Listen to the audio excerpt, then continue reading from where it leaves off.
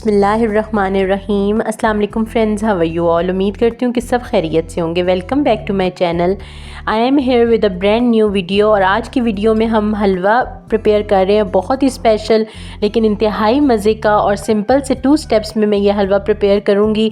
Winter season हो और किसी भी घर में हलवे न बने ऐसा पॉसिबल ही नहीं है। तो आज मैं भी बनाने लगी हूँ बेसन का हलवा और सोचा इसकी इंतहाई मज़े की और सिंपल सी रेसिपी आपके साथ शेयर करती चलूँ। यहाँ पे सबसे पहले मैंने कढ़ाई रखी है और उसके अंदर 1 बड़ा चम्मच देसी घी का ऐड की है।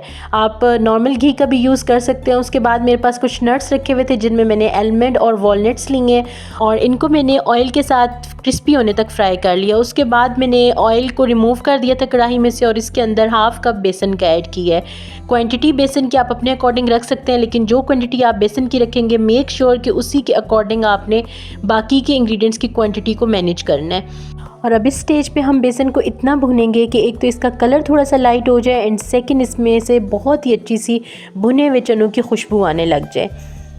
अच्छा, बेसन का हलवा कई सारी रेसिपीज़ के साथ बन के रेडी होता है। आप इसका सेपरेट से शुगर सिरप प्रिपेयर करके भी इसको रेडी कर सकते हैं और इसके अलावा बेसन के साथ सेमोलिन को ऐड करके भी बेसन का हलवा प्रिपेयर किया जाता है। लेकिन मैं आज की ये रेसिपी बहुत ही इजी से स्टेप्स के साथ प्रिपेयर करने वाली हूँ। जस्ट 2 स्टेप्स में ये हलवा बन के रेडी हो जाएगा। यहाँ पे बेसन भुना गया था तो मैंने इसके अंदर घी ऐड कर दिया। अच्छा, जिस घी के अंदर मैंने नट्स फ्राई किए थे, लेफ़्ट ओवर घी रखा हुआ था मेरे पास, वही मैंने इसके अंदर ऐड किया। ऑलमोस्ट 1/2 कप ऐड किया है और अब घी के साथ हम अगेन से बेसन को थोड़ा सा भून लेंगे जब तक कि इसका कलर थोड़ा सा और चेंज नहीं हो जाता। इस रेसिपी की स्पेशल बात यह है कि विदिन 5 to 10 मिनट्स आप इस हलवे को प्रिपेयर कर सकते हैं और स्पेशली जब कोई गेस्ट वगैरह आए हों तो आप चाय के साथ उनको ये हलवा बना के सर्व भी कर सकते हैं। यहाँ पे अब बेसन घी के साथ बहुत ही अच्छे से भुना गया था। इसका कलर भी ऑलमोस्ट चेंज हो चुका है as you see in the video. तो अब इस स्टेज पे मैंने इसके अंदर शुगर ऐड कर दी है। शुगर मैंने 1/2 कप ली थी लेकिन मुझे फ़ील हुआ कि ये थोड़ी सी ज़्यादा हो जाएगी। सो इस स्टेज पे मैंने इसके अंदर 1/2 शुगर ऐड की है और 1/2 हम टेस्ट करने के बाद ऐड करेंगे अगर नीड हुई तो। बस शुगर को मैं बेसन के साथ बहुत ही अच्छे से स्टेज पे मिक्स कर लूँगी और उसके बाद मैंने यहाँ पे 1 कप मिल्क लिया और उसको थोड़ा थोड़ा सा करके मैं इसमें ऐड करती जाऊँगी। सबसे पहले मैंने थोड़ा सा मिल्क ऐड किया और मैं बहुत ही अच्छे से बेसन को और तमाम इंग्रेडिएंट्स को इसके साथ मिक्स करूँगी और उसके बाद इसके अंदर बाकी बचा हुआ मिल्क भी ऐड कर दूँगी। मिल्क के स्टेज पे हम इसलिए थोड़ा थोड़ा सा करके ऐड करें ताकि तमाम इंग्रेडिएंट्स को हम बहुत ही अच्छे से मिक्स कर लें और थोड़ी सी आसानी हो जाए हमें हलवे को मिक्स करने में।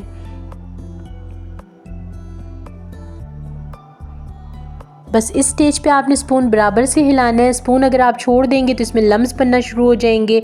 और इस स्टेज पे आपने फ्लेम का बहुत ज़्यादा ख्याल रखना है। फ्लेम 0 होना चाहिए और इसको तब तक कुक करेंगे जब तक कि इसका घी सेपरेट नहीं हो जाता है।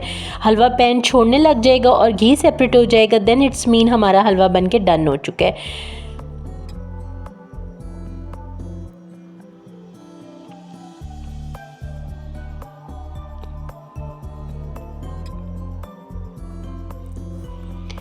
Here you can easily see Aahista Aahista से हलवे ने पैन छोड़ना शुरू कर दिया और इसी स्टेज पे मैं इसके अंदर रोस्टेड नट्स ऐड कर दूंगी। अच्छा, नट्स को हमने रोस्ट इसलिए किया था कि उससे इसके अंदर क्रिस्प आ जाता है और ये ज़्यादा मज़े के और ज़्यादा फ्लेवरफुल लगते हैं। अगर आप नट्स को रोस्ट नहीं करना चाहते तो इट्स ओके, आप इनको एज़ इट इज़ भी स्प्रिंकल कर सकते हैं।